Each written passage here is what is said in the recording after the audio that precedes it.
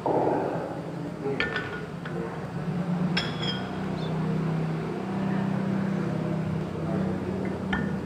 Pak Ustaz. Hah? Beda. Pak Ustaz pun beda. Nggih, wingi.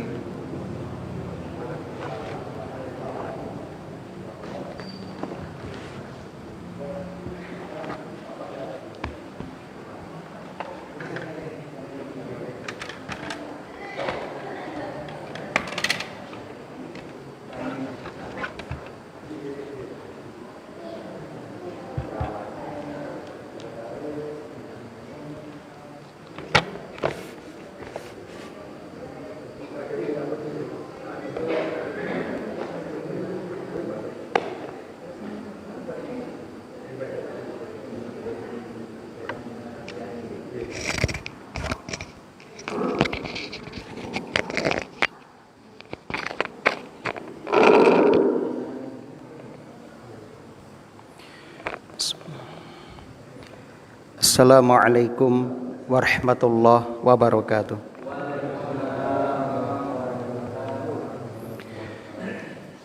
Innal hamdalillah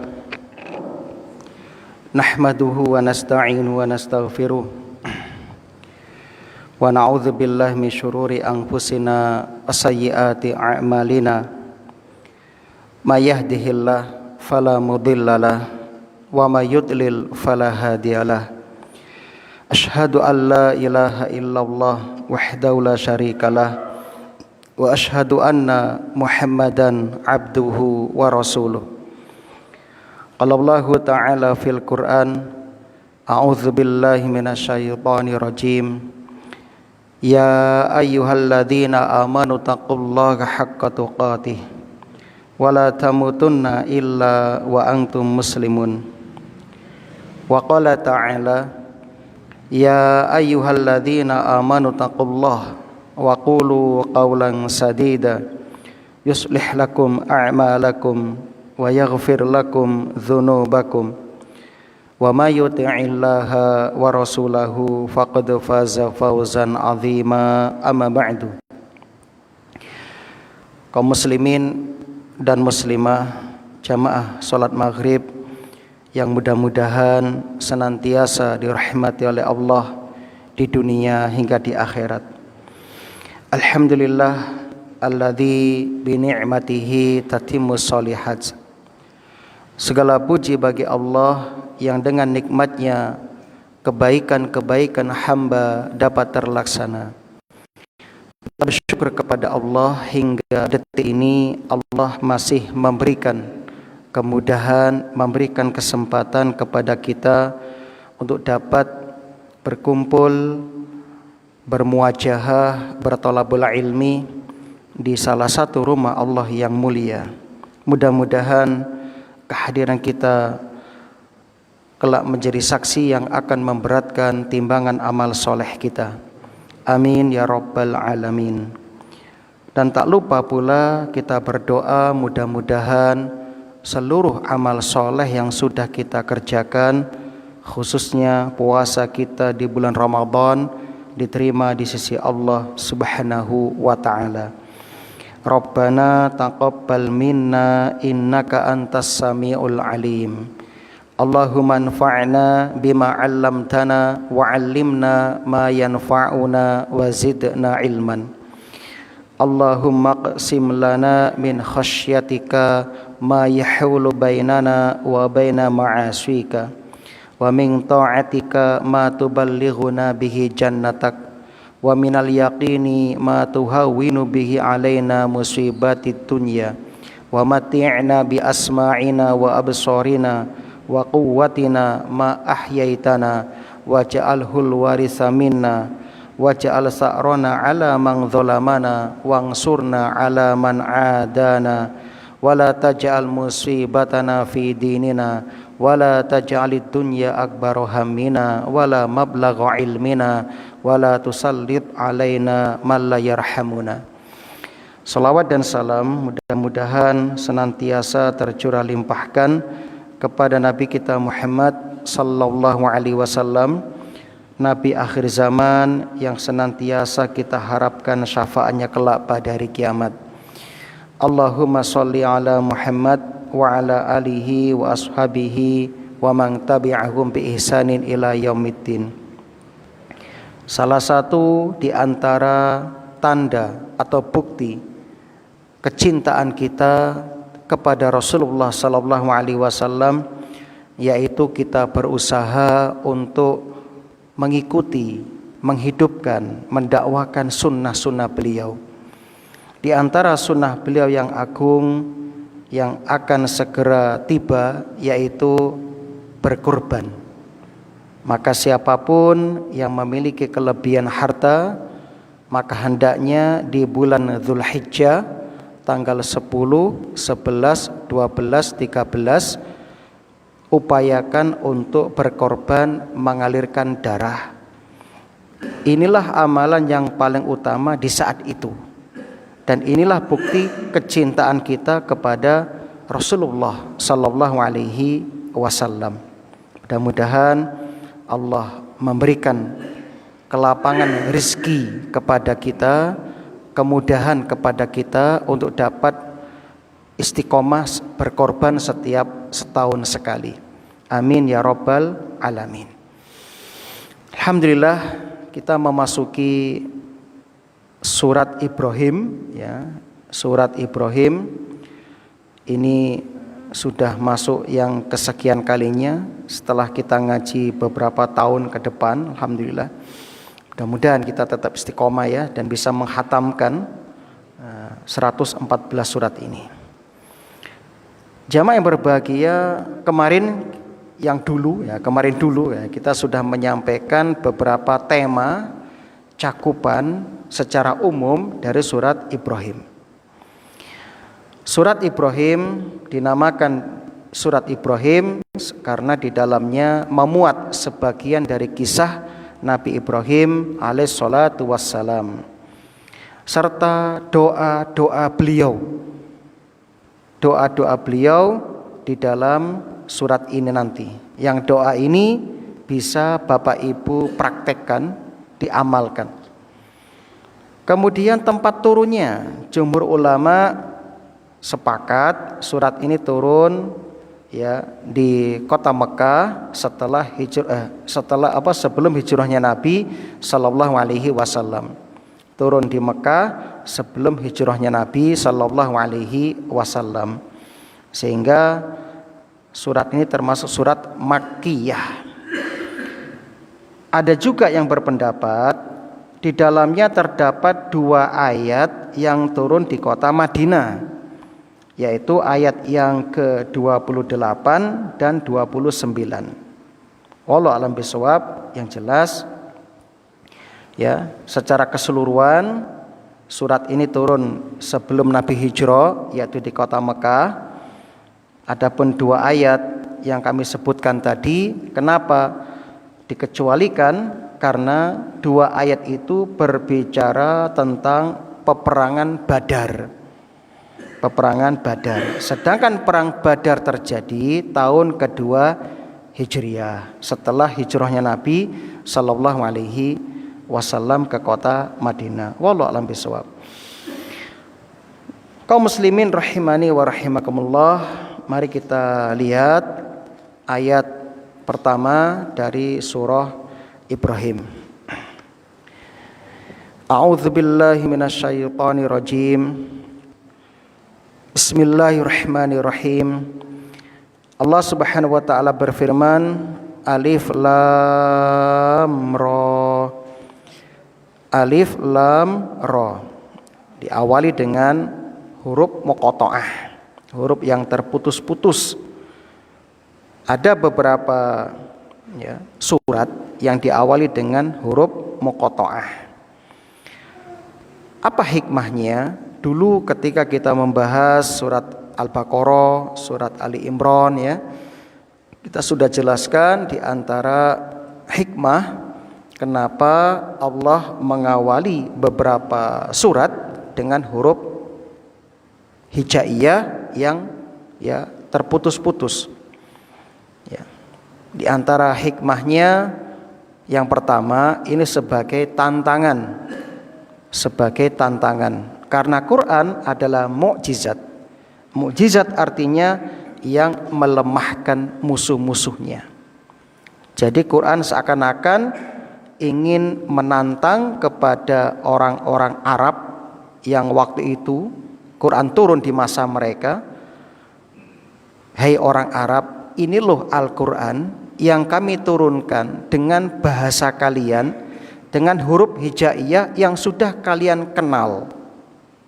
Maka silahkan buatlah ya yang serupa dengan Al-Quran, dengan bahan yang sama, dengan huruf yang sama.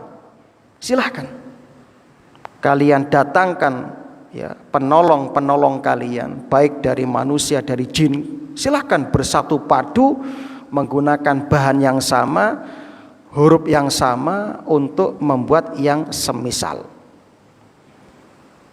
Ternyata sampai detik ini, bahkan sampai nanti menjelang kiamat, Quran tidak akan pernah mampu ditandingi kemukjizatannya. Masya Allah ya. Ini masih berlaku loh. Yang masih penasaran silahkan. Masih berlaku tantangan ini. Masya Allah. Ini diantara ya alasan Allah mengawali dengan huruf hijaiyah yang terputus-putus di awal surat. Nah, berikutnya Allah berfirman, kitabun anzalnahu ilaika. Kitab yakni Al-Quran yang disebutkan dengan bentuk nakiroh sebagai ta'zim, pengagungan. Jadi Quran itu adalah kitab yang paling agung di antara kitab-kitab yang pernah Allah turunkan. Ya, saya ulangi, Al-Quran adalah kitab yang paling agung di antara kitab-kitab samawi yang pernah Allah turunkan. Diturunkan melalui utusan yang paling agung, yaitu malaikat Jibril alaihissalam. Diturunkan kepada makhluk yang paling agung di muka bumi, yaitu Nabi kita Muhammad sallallahu alaihi wasallam, asyraful khalqi, semulia-mulia makhluk. Dan diturunkan kepada afdalur rasul, ya, afdalur rasul, rasul yang paling utama. Dan diturunkan di tempat yang paling mulia, yakni Makkah Al-Mukarramah, Al-Baladul Haram, tanah haram. Dan diturunkan untuk umat yang terbaik, yaitu umat Kanjeng Nabi sallallahu alaihi wasallam. Kuntum khaira ummatin, kalian sebaik-baik umat. Masya Allah, itu Al-Quran jamaah. Nah,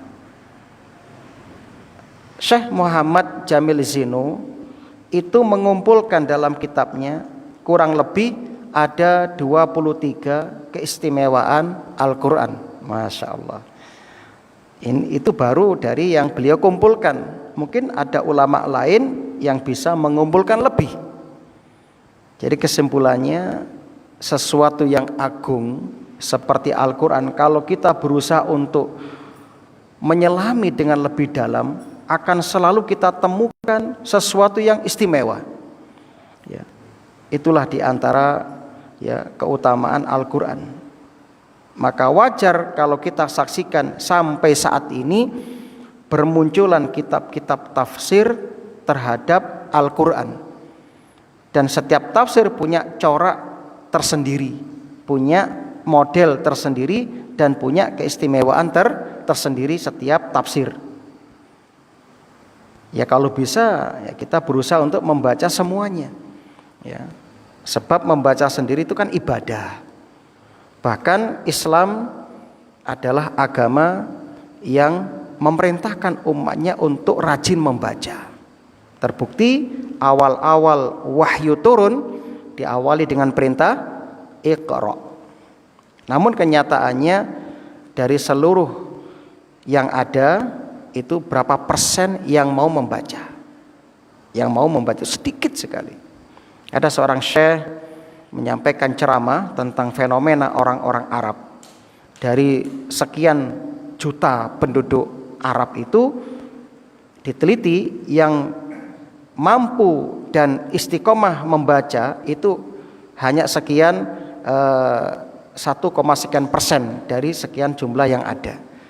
Yang tidak membaca ya 90% lebih. Ini praktek ya, penelitian beliau. Dibandingkan dengan penduduk Jepang. Penduduk Jepang itu katanya 80% lebih warganya maniak membaca, tukang mojok. Nah, terbukti kan? Anda lihat di Jepang itu, naik kereta api semuanya fokus belajar. Bahkan anak-anak sekolah seorang di kereta itu belajar.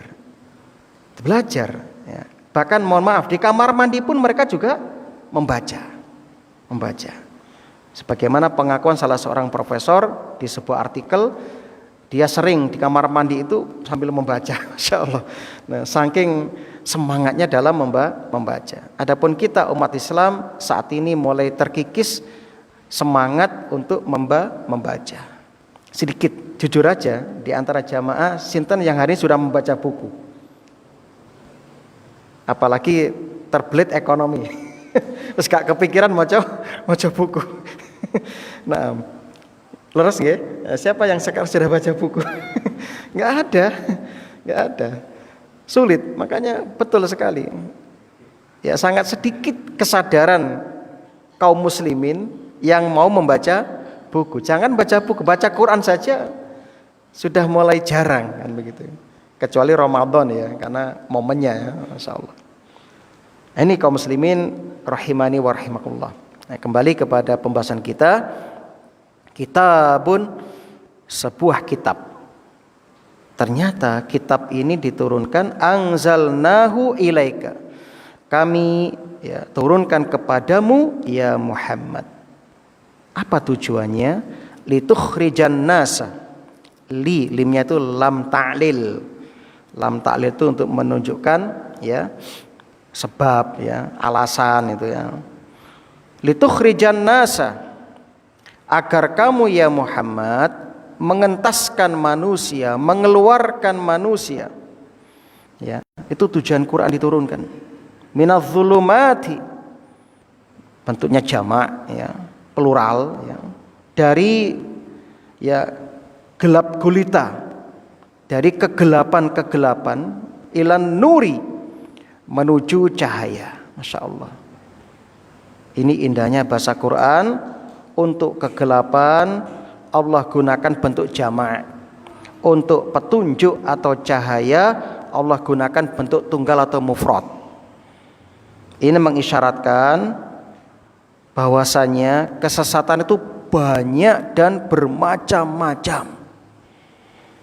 Itu jamaah.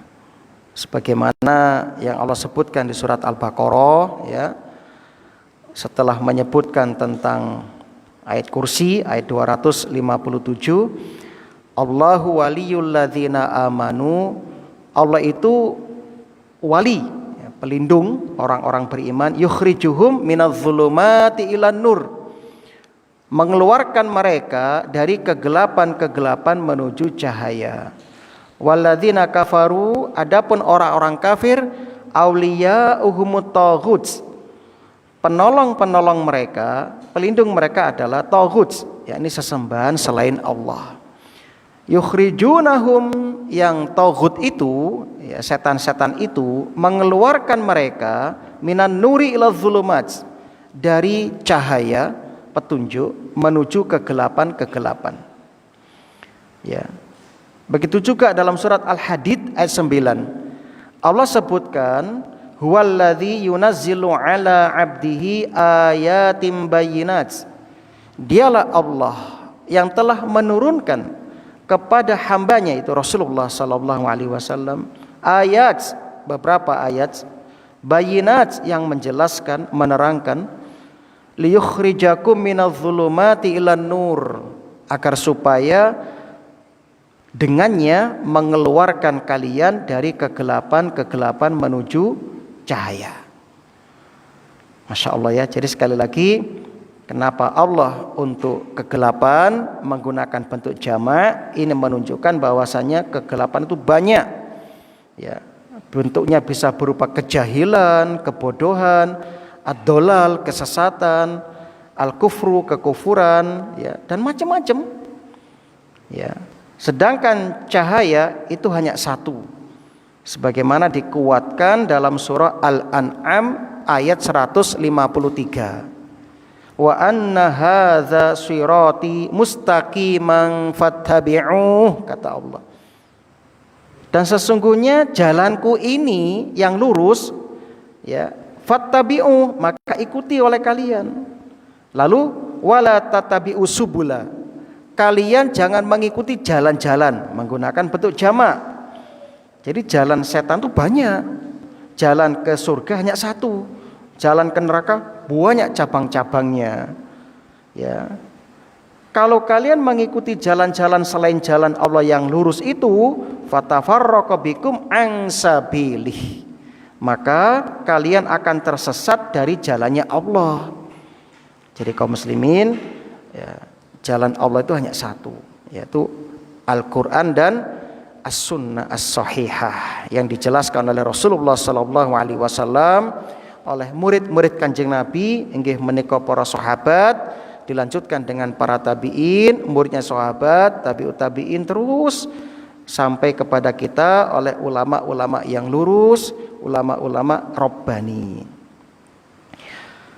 Kemudian Allah mengeluarkan mereka menuju kepada keimanan biizni rabbihim, dengan izin Tuhan mereka, ila siratil azizil hamid, kepada jalan aziz, ya, yang maha perkasa, dan hamid, yang maha terpuji. Nanti dijelaskan oleh Syekh Wahbah Az-Zuhaili kenapa Allah mendahulukan Asmaul Husna Al-Aziz baru diikuti dengan Al-Hamid. Nanti kita akan jelaskan insyaallah.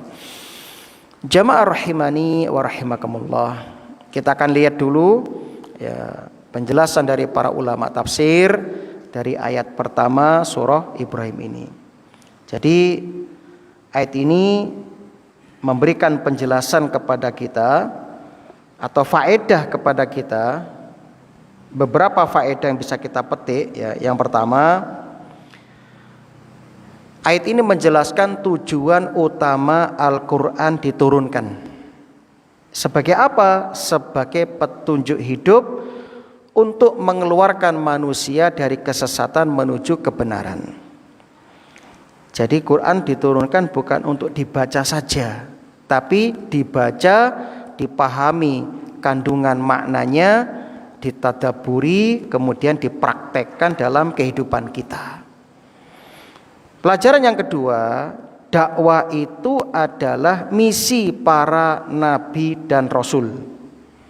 Jadi para nabi dan rasul tugasnya adalah dakwah, membimbing manusia, mengubah akidah dan akhlak mereka yang awalnya itu menyimpang dari akidah yang benar, dari akhlak yang terpuji, dirubah menuju akhlak yang terpuji dan akidah yang sahihah, yang lurus, yang benar.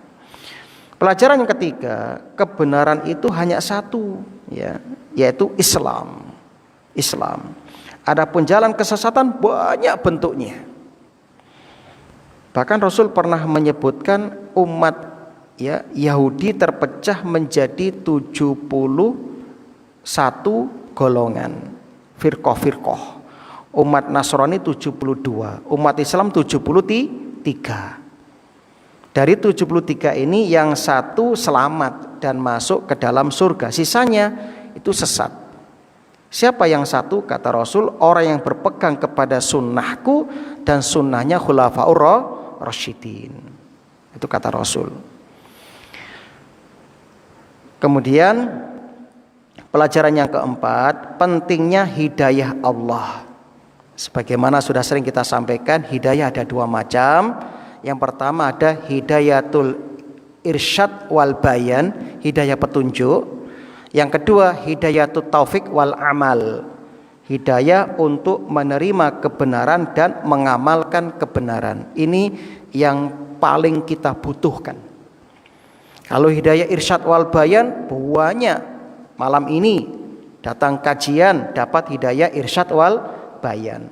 Baca artikel Islam dapat hidayah irsyad wal bayan. Baca majalah Islam dapat hidayah irsyad wal bayan.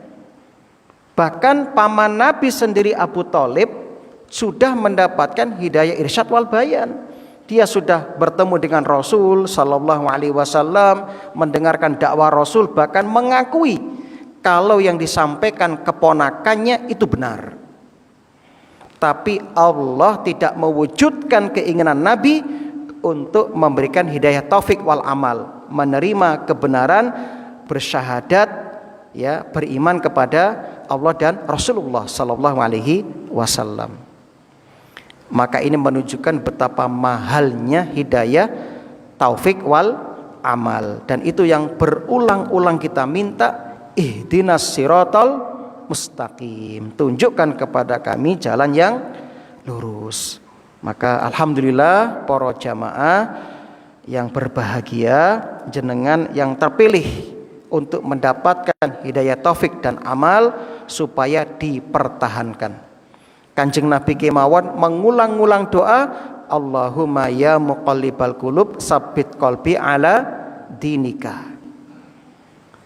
Kalau Nabi memberikan contoh langsung mengulang-ulang doa tersebut, apalah lagi kita. Ingat, hati kita sering berkhianat, ya, sering berkhianat. Maka tolong dimuraqabah, diawasi terus hati ini agar tetap ajek, continue istiqomah di atas hidayah ini. Kemudian pelajaran yang kelima dari ayat ini, tauhid sebagai inti dakwah. Ya, dari kesyirikan menuju kepada tauhid, mengesahkan Allah, nyuwejekake Gusti Allah. Pelajaran yang berikutnya, Al-Qur'an adalah mukjizat, yang artinya melemahkan hujah-hujah musuh-musuhnya. Terbukti Al-Quran menantang siapapun untuk membuat yang semisal dengannya. Ini menunjukkan Al-Quran bukan karya manusia. Kalau karya manusia mesti ada celah, ada kelemahan. Sebagaimana kaidah menyebutkan, sesuatu yang berasal dari yang lemah mesti ada kelemahannya. Mesti. Makanya sehebat-hebatnya seorang ahli ilmu, setiap membuat karya tulis pasti di mukadimah dia mengatakan tidak ada gading yang tak retak, begitu kan ya. Walaupun dia gelarnya apa yang paling tinggi, doktor ya, atau profesor doktor, pasti di awal mukadimah dia mengatakan ya mungkin ada masukan ya, ada kritik dan saran, betul ya. Adakah yang berani menjamin seperti Allah? Alif lam mim dzalikal kitabul la raiba fi. Ada seperti itu? Ini karya tulisku yang tidak ada kesalahan, tidak ada keraguan. Ada yang berani begitu? Enggak ada kecuali Allah. Dan memang ini benar, mutlak sudah, enggak bisa ditolak. Kebenaran Quran mutlak sudah. Kalau enggak percaya ya gawe sing padha mek Quran. Tantang Quran. Buat yang semisal. Itu tantangannya. Alhamdulillah sampai sekarang nggak ada yang mampu. Ada dulu yang nekat seperti Musailamah al-Kadzdzab, tapi ya lucu suratnya. Ada surat ya Al-Fil, tapi kan lucu, jenenge podo Al-Fil, mahwal fil ya. Jismuhu kabir, badannya besar ya, belalainya panjang, telinganya lebar, ekornya kecil. Itu surat apa ini? Marmut, apa itu marmut? Ya, kan begitu suratnya itu kan. Lucu-lucu suratnya, ya jelas ditertawakan lah oleh orang Arab. Nah, kemudian yang terakhir, Allah menutup dengan menyebutkan dua nama Allah. Yang pertama Al-Aziz, Masya Allah. Allah mengenalkan namanya dengan Al-Aziz. Apa hikmahnya? Allah menyebut nama yang perkasa dulu, ya, menyebut nama Allah yang maha perkasa dulu, sebelum menyebutkan nama Allah yang maha terpuji. Masya Allah. Di antara hikmahnya disebutkan di sini, hikmah penyebutan tersebut ya, yaitu Allah Subhanahu wa taala ya, ingin menjelaskan kepada kita, mengenalkan kepada kita tentang kekuasaannya, ya, tentang keperkasaannya. Al-Aziz, ya, harus kita ketahui, ya, Allah itu maha, ya, kuasa. Allah itu maha, ya, perkasa, ya. Baru kemudian, ya, disebutkan Al-Hamid, ya, Al-Hamid identik dengan makna, ya, yang memuji, ya. Artinya apa? Setelah kita mengetahui Allah itu yang maha kuasa, ya, baru setelah itu kita memuji, ya, memuji keperkasaan Allah, ya, memuji karena maha perkasa maka nggak butuh yang lain. Maka kita juga memuji Allah itu maha kaya, nggak butuh apapun, nggak butuh siapapun. Maka yang dikatakan ketika Allah mengenalkan dirinya, qul, katakanlah ya Muhammad, huwallahu ahad, Allah maha esa, lam yalid walam yulad, tidak, Allahu somad, ya, Allah itu as-somad, lam yalid walam yulad, tidak beranak, tidak diperanakan, walam yakul lahu kufuwan ahad. Itu standarnya. Jadi kalau ada orang ngaku Tuhan, ya, maka lihat, dia masih butuh makan, bukan Tuhan. Dia masih butuh yang lain, bukan Tuhan. Dia sama dengan yang lain, bukan Tuhan. Allah itu somad, ya. Allah itu, ya, lam yalid walam yulad, walam yakul lahu kufuwan ahad. Selesai sudah. Itu kaum muslimin yang berbahagia.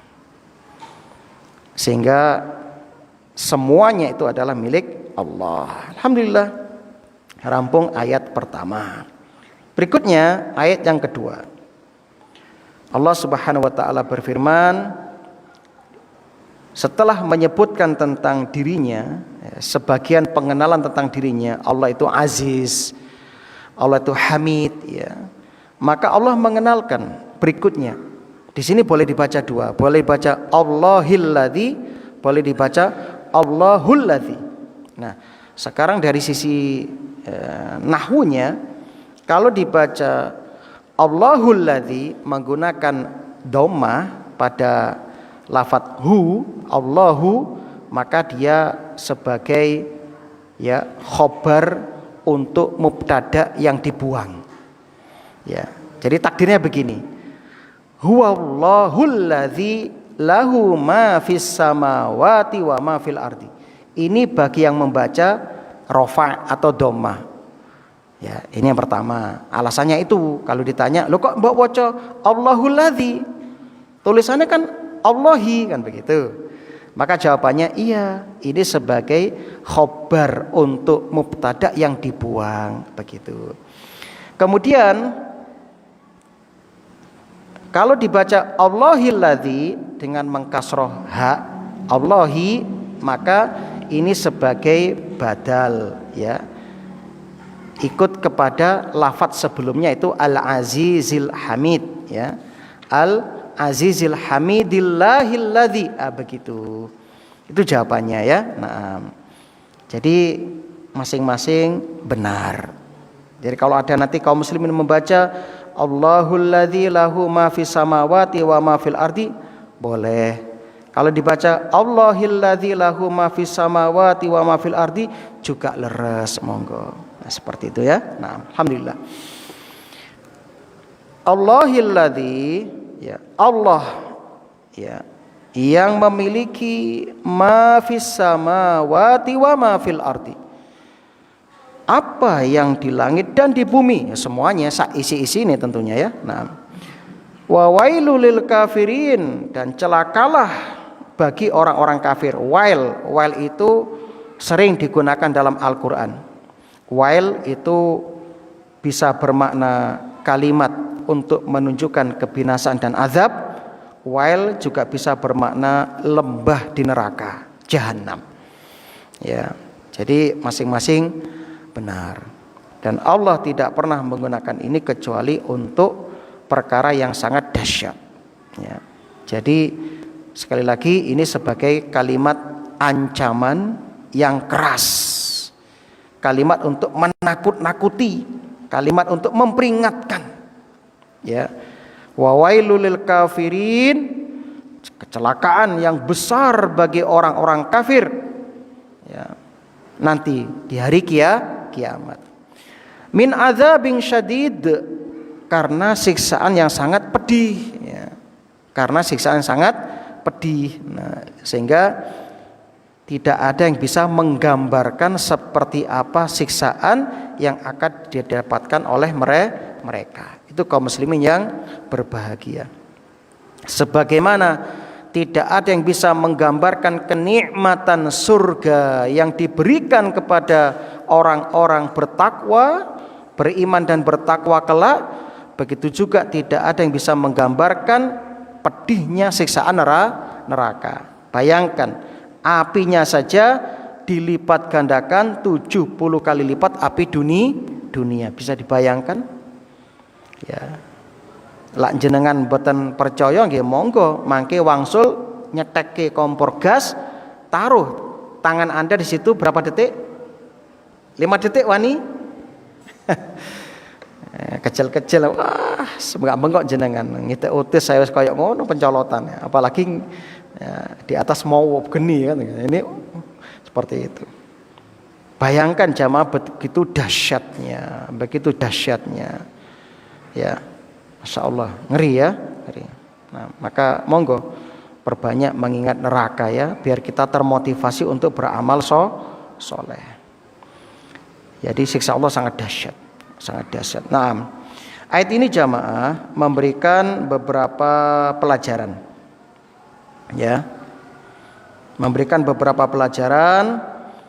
Setelah Allah menyebutkan bahwasanya Allah itulah satu-satunya yang bisa memberikan hidayah, Allah satu-satunya yang memiliki ya kekuasaan sehingga layak untuk dipuji, ya. Lanjut Allah Subhanahu wa taala menjelaskan dialah satu-satunya yang mengatur, ya, yang menjaga, yang memelihara, dan sendirian, nggak ada sekutu di dalamnya.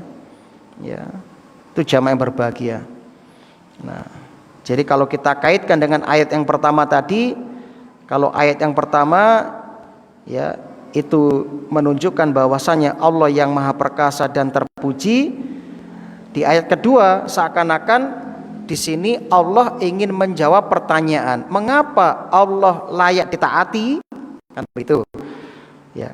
Setelah kita tahu Allah yang maha perkasa dan maha terpuji, lantas mengapa harus ditaati? Ini jawabannya, karena dialah satu-satunya yang menciptakan, yang memiliki, menguasai, yang menjaga, yang mengatur segalanya.